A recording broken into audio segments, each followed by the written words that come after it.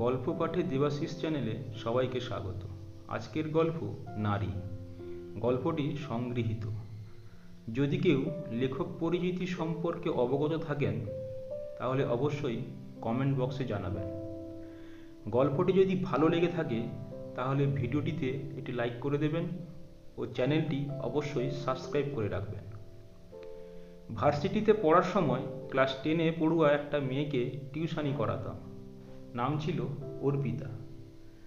4-5 দিন পড়ানোর পর বুঝতে পেরেছিলাম যে মেয়েটার মাঝে যথেষ্ট ব্রিলিয়েন্সি আছে, কিন্তু কোনো একটা কারণে মেয়েটা পড়ায় তেমন মনোযোগ দিতে পারছে না।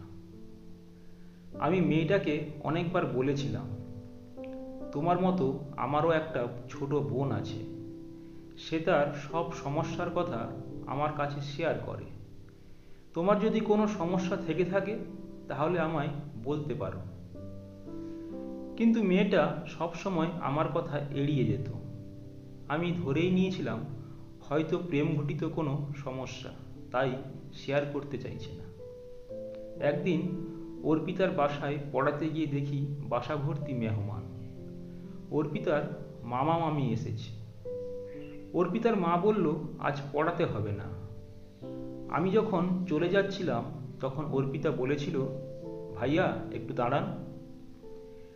কিছুক্ষণ পর অর্পিতা একটা হলুদ খাম আমার হাতে দিয়ে বলেছিল, ভাইয়া আপনার এই মাসের বেতনটা। মেসে এসে খাম খুলে যখন টাকা বের করতে যাই তখন দেখি টাকার সাথে একটা চিঠি। চিঠিতে লেখা ছিল, প্রিয় ভাইয়া, কথাটা কিভাবে বলবো বুঝতে পারছি না। অনেকবার ভেবেছি আপনাকে বলবো, কিন্তু কেন জানি না বলতে পারিনি, তাই আজ বাধ্য হয়ে চিঠিতে বলছি। ছোটবেলা থেকেই আমার বড় মামা আমায় খুব আদর করে, আমায় মা মা বলে ডাকে আর দামি দামি সব জিনিস গিফট করে। যখন ক্লাস 7-এ উঠি তখন থেকেই আসলে বুঝতে পারি মামা যখন আমায় জড়িয়ে ধরে তখন ইচ্ছাকৃতভাবেই আমার স্পর্শকাতর জায়গায় হাত দেন। আমি ক্লাস 10-এ ওঠার পরেও উনি আমাকে হুট করেই জড়িয়ে ধরে চুমু খান, আর সেই চুমুটাও খুব আপত্তিকর।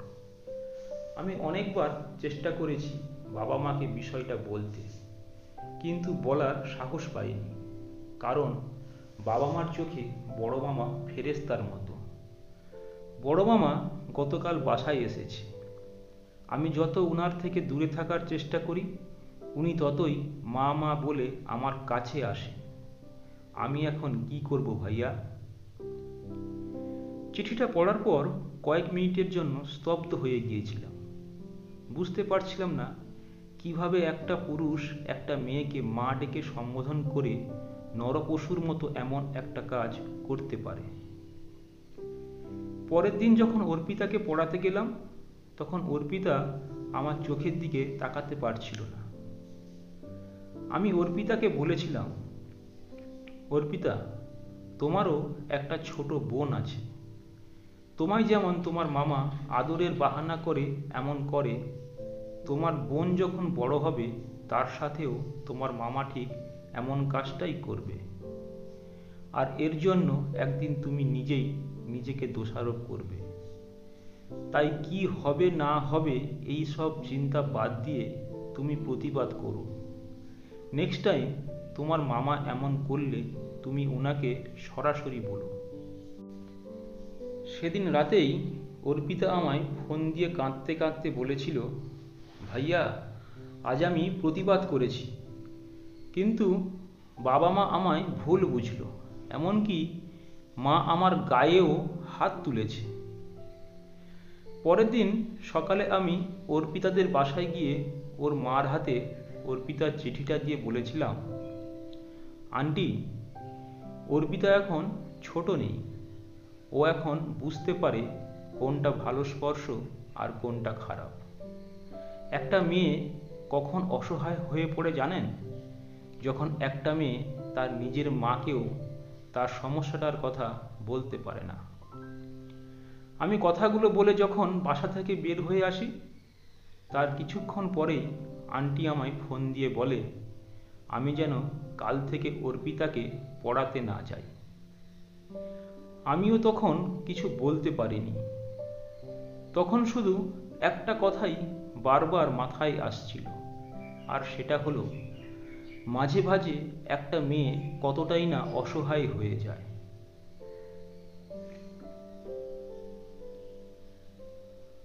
একটা দোকানে কম্পিউটার চালানো শিখতাম। দোকানদারটা মধ্যবয়সী লোক। প্রতিদিন বিকাল 4টার দিকে বোরখা পরা একটা মেয়ে দোকানের সামনে দিয়ে হেঁটে যেত, আর ওই মেয়েকে দেখেই উনি চিৎকার করে শরীফের একটা বোরখা পরা মেয়ে পাগল করেছে এই গানটা গাইতেন। পর্দা করলে মেয়েরা অনেক বাজে কথা শোনা থেকে মুক্তি পায়, কিন্তু কিছু জানোয়ার আছে, ওরা পর্দা করা মেয়েদেরকেও ছাড়ে না। একবার খেয়াল করলাম দোকানে একটা বোরখা পরা মেয়ে এসেছে, আর দোকানদার মেয়েটাকে এটা ওটা সমানে কিনে দিচ্ছে। মেয়েটা যখন চলে যাবে তখন আমি পিছন থেকে গাইতে লাগলাম, একটা বোরখা পরা মেয়ে পাগল করেছে। আমার গান শুনে লোকটা দৌড়ে এসে আমার একটা থাপ্পড় মারল। আমি অবাক হয়ে বললাম, আপনি আমায় থাপ্পড় মারলেন কেন? আপনিও তো বোরখা পরা মেয়ে দেখলে এইভাবে গান গান। কই, আমি তো আপনাকে থাপ্পড় মারিনি। আজ যে আমায় থাপ্পড় মেরেছেন সেটা মনে রাখবেন, কারণ আজকের পর আপনাকে যদি কোনো মেয়েকে দেখে ওই রকমভাবে গান গাইতে দেখি, তাহলে এই থাপ্পড়টা আপনাকে ফিরিয়ে দিব। এরপর আর কখনো দেখিনি ওই দোকানদারকে বোরখা পরা মেয়ে দেখে গান গাইতে। বরং ওই মেয়েটাকে দেখে এখন মাথা নিচু করে রাখে।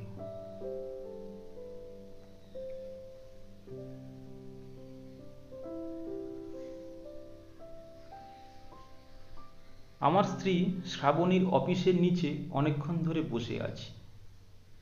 হয়তো কোনো মিটিং চলছে, তাই ওর আসতে দেরি হচ্ছে। তাই পাশের দোকানে গিয়ে একটা সিগারেট কিনলাম। সিগারেটে যখনই আগুন ধরাবো তখনই শ্রাবণী নিচে নামলো। আমি সিগারেটটা ফেলে দিয়ে ওর কাছে গিয়ে বললাম, কি ব্যাপার, তোমাকে দেখতে বাংলা সিনেমার ডাইনি রিনা খানের মতো লাগছে কেন? শ্রাবণী আমার দিকে তাকিয়ে বলল, পিয়াস, আমি চাকরিটা ছেড়ে দিব। প্রতিদিন বসের খারাপ নজরগুলো আর আপত্তিকর কমেন্টগুলো আমি আর নিতে পারছি না। আমি মুচকি হেসে শ্রাবণীকে বললাম, হেরে যাবে? শ্রাবণী অবাক হয়ে বলল, মানে? আমি শ্রাবণীর হাতটা ধরে বললাম, তোমার মনে আছে তোমার সাথে প্রেম করার সময় ভুলে একবার তোমার ঠোঁটে কিস করে ফেলেছিলাম। তুমি তখন আমার নাক বরাবর ঘুষি মেরেছিলে। সেদিন কিন্তু তুমি আমার অন্যায় কাজটা মেনে নাওনি, তাহলে আজ কেন মেনে নিয়ে হেরে যাবে? শ্রাবণী কতক্ষণ চুপ থেকে তারপর আমার হাতটা শক্ত করে চেপে ধরে বলল, চলো এক জায়গায় যাব। শ্রাবণী কলিং বেল বাজাতেই এক ভদ্রলোক দরজা খুলল।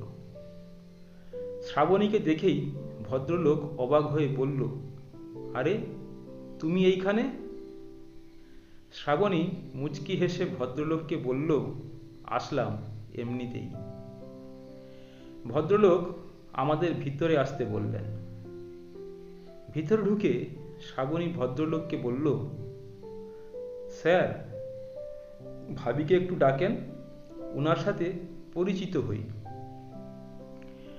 ভদ্রলোকের স্ত্রী আসতেই শ্রাবণী ভদ্রলোকের স্ত্রীকে বলল, ভাবি, আপনার স্বামী আজ সকালে আমার গলার নিচে তাকিয়ে বলেছে আমার গলার নিচের তিলটা নাকি খুব সুন্দর, তাই আমিও আমার স্বামীকে নিয়ে এসেছি আপনার গলার নিচে কোনো তিল আছে কিনা সেটা খুঁজে বের করার জন্য। শ্রাবণীর কথা শুনে ভদ্রমহিলা চমকে গেল, আর ভদ্রলোক চোরের মতো মাথা নিচু করে রইল। শ্রাবণী তখন ভদ্রলোককে বলল, স্যার, নেক্সট টাইম আমাকে বাজে কোনো কমেন্ট করলে আমি আমার স্বামীকে নিয়ে আপনার বাসায় আসব, আর আপনার চোখের সামনে আপনার স্ত্রীকেও আমার স্বামী ঠিক একইভাবে কমেন্ট করবে, যেটা আপনি আমায় করেছিলেন।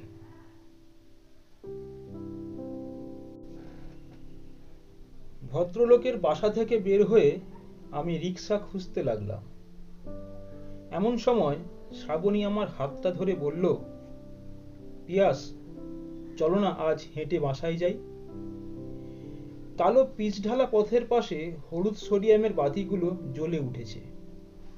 শ্রাবণী এক হাতে আমায় শক্ত করে ধরে রেখেছে, আর আরেক হাতে ধরে রেখেছে আইসক্রিম।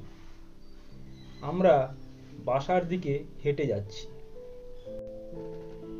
একটা মেয়েকে কখনো করুণা না করে একটু সাপোর্ট দিন। বিশ্বাস করেন, মেয়েটা ঠিকই সব সমস্যার সমাধান করবে ওর আপন নারী শক্তি দিয়ে। হয়তো এমন একটা দিন আসবে যেদিন সমাজের প্রতিটা পুরুষ মেয়েদেরকে জৈবিক চাহিদা মেটানোর বস্তু কিংবা সন্তান উৎপাদনকারী যন্ত্র মনে না করে একজন মানুষ হিসাবে সম্মান করবে। গল্পটি শোনার জন্য অসংখ্য ধন্যবাদ। চ্যানেলটি অবশ্যই সাবস্ক্রাইব করে রাখবেন।